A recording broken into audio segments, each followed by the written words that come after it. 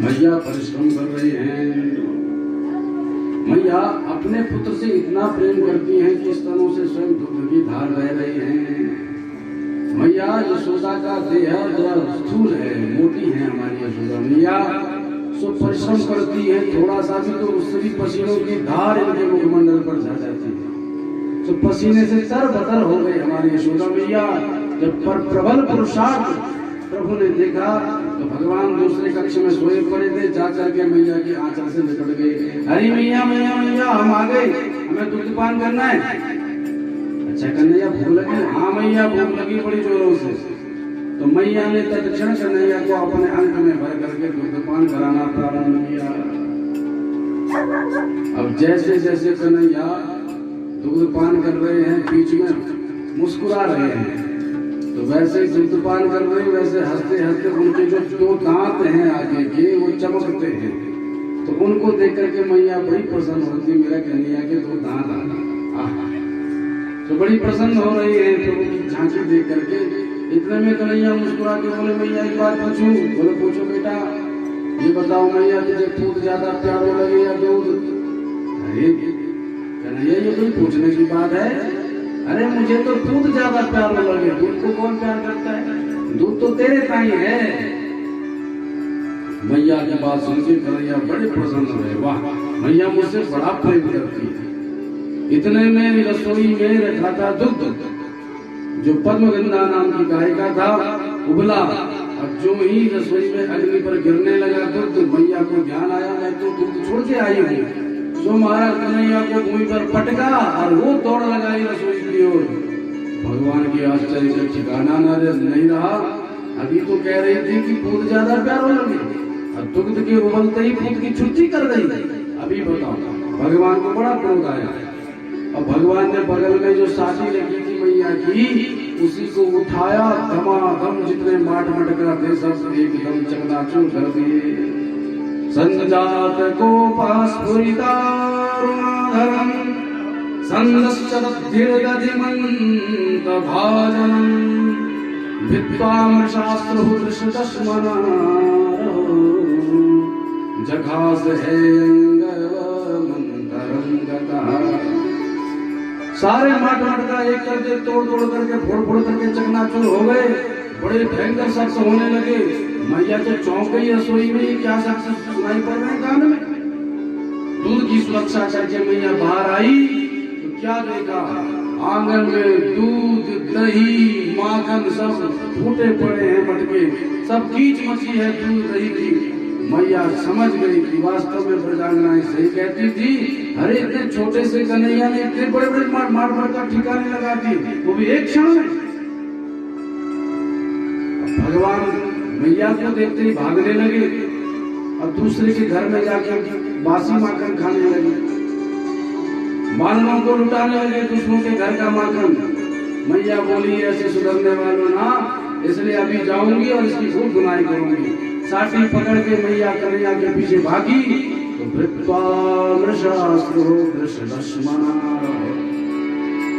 मोटो मोटो काजल लगा रखे तो यशोदा मैया ने कन्हैया के नेत्रों में, कन्हैया ने जो भीड़ भीड़ करके रोना प्रारंभ किया तो सारा जो काजल था वो मुखमंडल पर फैल गया। हमारे जगन्नाथ भगवान प्रकट हो गए। बोलो जगन्नाथ भगवान की जय। लेकिन मैया छोड़ने वाली थोड़ी थी। उखल पर बैठे हुए कन्हैया को मारने दौड़ी। कन्हैया ने उखल से लगाई छलांग और दौड़ पड़े। अब आगे आगे कन्हैया, पीछे मैया।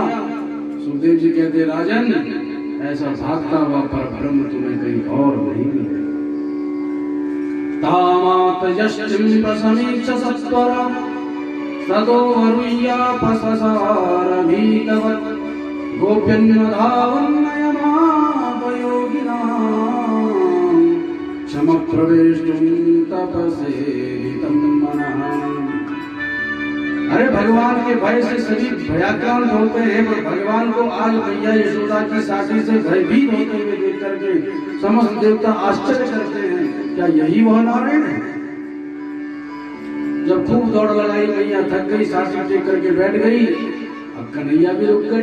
जब मैया बैठ गई तो कन्हैया भी आगे जाके रुके। कन्हैया बोले मैया थक गई? यशोदा मैया को बड़ा क्रोध आया, एक तो भाग रहा है, मेरी हंसी उड़ाता, हे कन्हैया चल मेरे पास आ। नहीं मैया तेरे पास तो कब ना हो। क्यों कन्हैया? बोले मैया तेरे पास आऊंगा तो जम से धुनाई करेगी। अरे नहीं बेटा, तेरी धुनाई काय को करूंगी, तूने किया ही क्या है? मैया मुझे पता है ये साथी इसलिए तो ले रखी है तुमने अपने साथ में।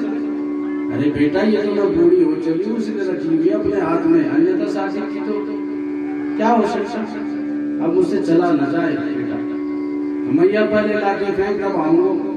ठीक है, यशोदा मैया ने साथी दूर फेंक दी। अब कन्हैया निश्चित हो गए, अब तो मैया नहीं मारी पर फिर भी सशंकित है। मैया देख ले, तुझे मेरी सौगंध, तुझे मारियो नहीं। नहीं बेटा तुझे मारूंगी नहीं। तो क्या करेगी मैया? बोले पूजा करूंगी। अब कन्हैया ने सोचा मेरी खूब आरती होगी, सो आरती कराने और पूजा कराने के लिए भगवान सामने आ गए। मैया ने धमकी से हाथ पकड़ लियो, नारी के पूजा करूंगी तेरी।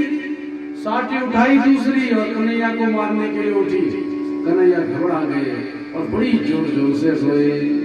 गोप्या गदे त्वयि कृता दसिदावतावत् यादे दशासु कल्याञ्जन संभ्रमाक्षं वक्त्रं निरीय भवभावनया स्थितस्य सामां विमोहयति वीरप्रियगविभेति आपन्ना संस्कृतिं घोरां यन्नाना विवशोघ्नं ततः सद्यो विमुच्येत जलविभेति स्वयं। जिन हरि के भय से स्वयं भय भी भयाक्रांत होता है, वो हरि सबके भय को वो दूर करने वाले आज मैया की साथी से भयभीत हो रहे हैं। समस्त देवता आश्चर्य कर रहे हैं।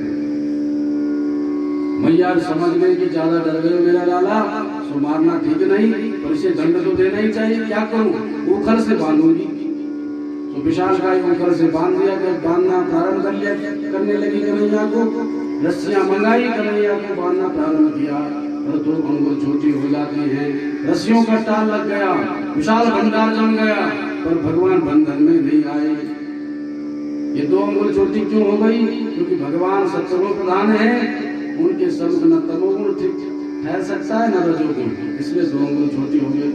अथवा परिश्रम और भगवत कृपा, 2 ऐसे रिक्त स्थान हैं जिनके भरने पर ही भगवत प्राप्ति होती है। तो मैया पुरुषार्थ को बढ़ा कर रही है, पर अभी भगवान की कृपा नहीं रही, इसलिए भगवान बंधन में नहीं आए। और जब प्रबल पुरुषार्थ किया और मैया ने ठान लिया चाहे कुछ हो जाए, रात से दिन, दिन से रात, रात से दिन हो जाए, पर कन्हैया को बांध के छोड़ूंगी। तो समाधु शून्य गात्रायः विस्तस्त्र कवरस्तज दशपाक परिश्रमं कृष्णं कृपया से स्वबंधने। भगवान ने जब मैया को प्रबल पुरुषार्थ करते देखा तो कृपा बरस आई और तत्क्षण मैया के बंधन में आ गए। भगवान को पेट से उखल से बांधा, पर पेट में रस्सियां जमाई मैया ने खूब, इसीलिए भगवान दामोदर हो गए। बोल दामोदर भगवान की। मैया भीतर चली गई और भगवान उखल को घसीटते गोकुल के ही मध्य में विराजमान 2 विशाल वृक्ष थे, जो कुबेर के बेटा वृक्ष रूप में परिणित होकर के आए थे। पूर्व जन्म में ये मणिग्रीव और नलकूबर थे। निर्मल अलकनंदा के जल में स्नान कर रहे थे। नारद जी उधर से गुजरे, पर नारद जी को देख करके भी इन्होंने वस्त्र धारण नहीं किए। तो नारद जी ने कहा तुम वृक्ष के समान जड़वत खड़े हो, इसलिए जाओ वृक्ष बन जाओ। भगवान आज नारद जी की वाणी को सत्य करने के लिए, और जब ये चरणों में पूर्व में गिरे तो भगवान नारद जी बोले थे कि भगवान ही तुम्हारा उद्धार करने आएंगे। तो नारद जी की वाणी को सत्य करने के लिए आज श्री कृष्ण उखल को घसीटते ले गए, दोनों विशाल वृक्षों के बीच में फंसा दिया और एक जोर का झटका क्या मारा था महाराज कि तड़तड़ाहट करते हुए विशाल शब्द के साथ, भयंकर शब्द के साथ दोनों वृक्ष धड़ाम से गोकुल के उस भूमंडल पर गिर गए। बोल भक्तवत्सल भगवान की। तत्र श्रेया परमया ककुभ स्फुरन्तौ सिद्धावुपेत्य कुजयोरेव जातवेदः कृष्णं प्रणम्य शिरसाखिलोकनाथं बद्धाञ्जलिं विरजसा वितनूचतुष्मन्। उन दोनों वृक्षों में से जो सिद्ध महात्मा निकल पड़े, जो मणिग्रीव और नरकुबर थे, और उन्होंने प्रकट होते ही भगवान की दिव्य भव्य स्तुति गाई, चरणों में साष्टांग प्रणाम किया श्री कृष्ण प्रभु के। नमः परम कल्याण नमः परम मंगल आत्मारामाय शांताय यदुनाम पतये नमः। भगवान की बड़ी दिव्य स्तुति गाई। भगवान प्रसन्न भये, बोले क्या चाहते हैं? इन्होंने एक ही वरदान मांगा, वाणी गुणान कथने श्रवणो कथाया हस्तौ च कर्मसु मनस्तव पादयोर्नः स्मृत्या शिरस्तव निवास जगत्प्रणामे दृष्टि सतां दर्शनेस्तु भवतनुना। हे प्रभु, एक ही वरदान चाहते हैं, हमारी वाणी सदा आपका गानवाद गाती रहे, हमारे कर्ण सदा आपके दिव्य चरित्रों का स्मरण करते रहे, हमारा जो शीश है स्मृत्या शिरस्तव निवास जगत प्रणामी, जिस अखिल संसार में आप सूक्ष्म रूप से विद्यमान हैं, उस अखिल संसार में हमारा शीश शिरस्तव सदा झुकता रहे। अथवा भवत्तनु नाम, आपके चरणों में झुकता रहे, अथवा भवत्तनु नाम, जो भव सागर से पार हो चुके हैं, भव रूपी इस माया के खेल को समझ चुके हैं, ऐसे सिद्ध परमहंसों के चरणों में झुका रहे। और लक्ष्मी नारायण भगवान